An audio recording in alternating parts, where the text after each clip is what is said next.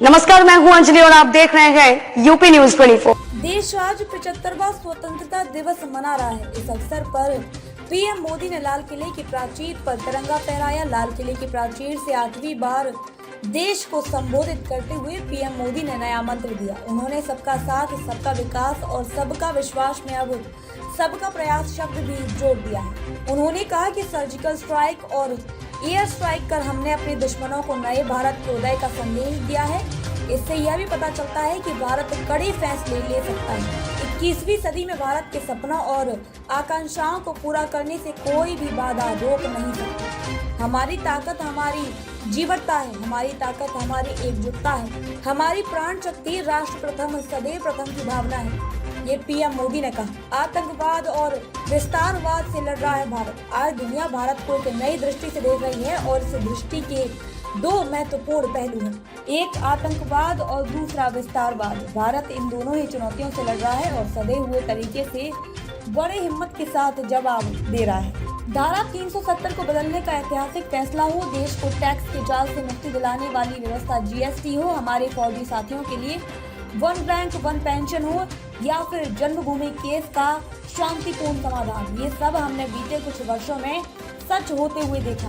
त्रिपुरा में दशकों बाद ब्रू रियांग समझौता होना हो, ओबीसी कमीशन को संवैधानिक दर्जा होना हो, या फिर जम्मू कश्मीर में आजादी के बाद पहली बार हुए डीडीसी चुनाव, भारत अपनी संकल्प शक्ति लगातार सिद्ध कर रहा है। भारत की प्रगति के लिए, आत्मनिर्भर भारत बनाने के लिए, भारत का ऊर्जा के लिए आत्मनिर्भर होना अनिवार्य है। इसलिए आज भारत को संकल्प लेना होगा कि हम आजादी के 100 साल होने से पहले भारत को ऊर्जा के लिए आत्मनिर्भर बनाएंगे। मैं आज तिरंगे की साक्षी में नेशनल हाइड्रोजन मिशन की घोषणा कर रहा हूँ।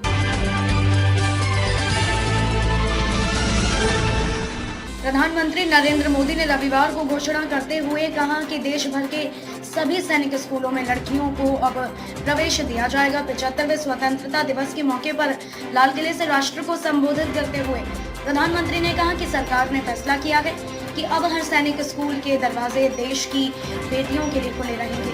उन्होंने कहा कि ये देश के लिए गौरव की बात है कि शिक्षा हो या फिर स्पोर्ट्स के नतीजे हो या ओलंपिक का मेडल, हमारी बेटियां आज अभूतपूर्व प्रदर्शन कर रही हैं। आज भारत की बेटियां अपना स्पेस लेने के लिए आतुर हैं।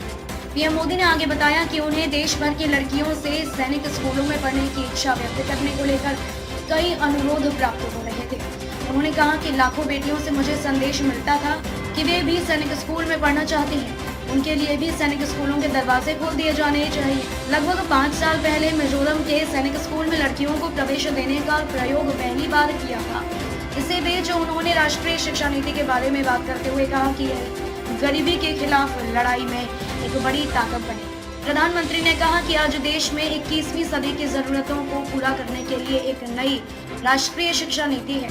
राष्ट्रीय शिक्षा नीति 2020 गरीबी के खिलाफ लड़ाई में एक बड़ी ताकत बनेगी। उन्होंने आगे कहा कि जब गरीब परिवारों की बेटियां और बेटे अपनी मातृभाषा में पढ़कर पेशेवर बन जाएंगे तो उनकी क्षमता के साथ न्याय हो।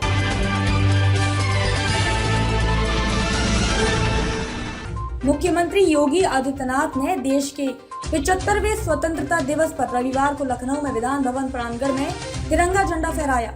सीएम योगी ने आज ध्वजारोहण के बाद प्रदेश के सभी लोगों को स्वतंत्रता दिवस की बधाई भी दी। मुख्यमंत्री योगी ने देश के 75वें स्वतंत्रता दिवस के अवसर पर लखनऊ में विधान भवन के मुख्य द्वार पर ध्वजारोहण किया। मुख्यमंत्री योगी ने देश के 75वें स्वतंत्रता दिवस के अवसर पर लखनऊ में विधान भवन के मुख्य द्वार पर ध्वजारोहण किया। मुख्यमंत्री ने प्रदेश के सभी लोगों को स्वतंत्रता दिवस की बधाई दी। उन्होंने कहा कि समस्त प्रदेशवासियों को आजादी के इस महान पर्व की हार्दिक बधाई। देश के 75वें स्वतंत्रता दिवस की हार्दिक बधाई। उन्होंने कहा कि हमको आजादी दिलाने में बलिदानी हो गए मां भारती के वीर सपूतों को मेरा नमन। सीएम योगी ने आज ध्वजारोहण के साथ ही उत्तर प्रदेश के सेनानियों की आजादी में भूमिका का जिक्र करते हुए सभी स्वतंत्रता सेनानियों को नमन किया। उन्होंने कहा कि हमारा देश 1947 में अनगिनत बलिदानों के कारण आजाद हुआ। शहीदों के अनेक स्मारक आधुनिक भारत के महातीर्थ के रूप में हमें देश की स्वाधीनता की लड़ाई का एहसास कराते हैं। देश की स्वाधीनता के लिए जो सामूहिक लड़ाई लड़ी है उसने विदेशी हुकूमत को 90 साल में भारत को छोड़ने के लिए मजबूर कर दिया। लखनऊ से ही बाल गंगाधर तिलक ने स्वराज्य मेरा जन्म सिद्ध अधिकार है और मैं इसे लेकर रहूंगा का उद्घोष किया था। जो स्वाधीनता का मंत्र बना। 1916 में स्वराज हमारा जन्मसिद्ध अधिकार है का उद्घोष लखनऊ से हुआ था। झांसी में रानी लक्ष्मीबाई, बलिया में मंगल पांडे, लखनऊ, गोरखपुर इत्यादि स्वाधीनता का अमृत महोत्सव शुरू हो रहा है। चौरी चौरा की घटना का शताब्दी वर्ष भी है। 1942 में बलिया ने खुद को स्वतंत्र घोषित कर दिया। मेरठ और काकोरी में भी क्रांति की अलग जगी क्रांतिकारियों ने विदेशी हुकूमत के खिलाफ बिगुल फूका था। उन्होंने कहा कि स्वतंत्रता संग्राम के बने स्मारक आजादी की याद दिलाते हैं। खबरों में अब तक के लिए बस इतना ही। मिलते हैं फिर किसी खास खबर के साथ। तब तक के लिए नमस्कार। यूपी न्यूज 24 चैनल को सब्सक्राइब करें व बेल आइकन को प्रेस करना ना भूलें, जिससे आगे आने वाली वीडियो का नोटिफिकेशन आप तक पहुंच सके।